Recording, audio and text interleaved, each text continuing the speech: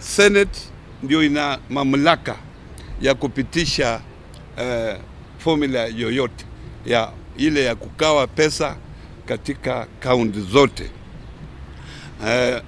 Hii formula ambayo saa hii Senate inaongelea ilipelekwa Senate karibu mwaka mmoja iliyopita, na sisi kama stakeholders magavana tuliona hiyo formula, wale ma commissioners wa CRA wakachambua na sisi, na tukaonelea sasa iende kwa Senate kupitishwa. Imechukua mwaka kwa sababu kulingana na hiyo formula yako makaunti zingine zitapoteza pesa nyingi kabisa, na wako makaunti zingine zitapasa pesa ambazo zitakuwa ya juu. Na hiyo formula pia inalenga wale ambao wana watu wengi. Zile kaunti ziko na watu wengi zinaonekana zitapata pesa zaidi, kwa sababu formula inalenga watu.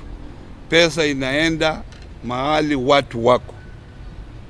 Sasa hivi itakuwa vigumu sana kuamua ati zile counties ambazo zitapata pesa chache au zitapoteza pesa zaidi kuliko zile zitapata zaidi.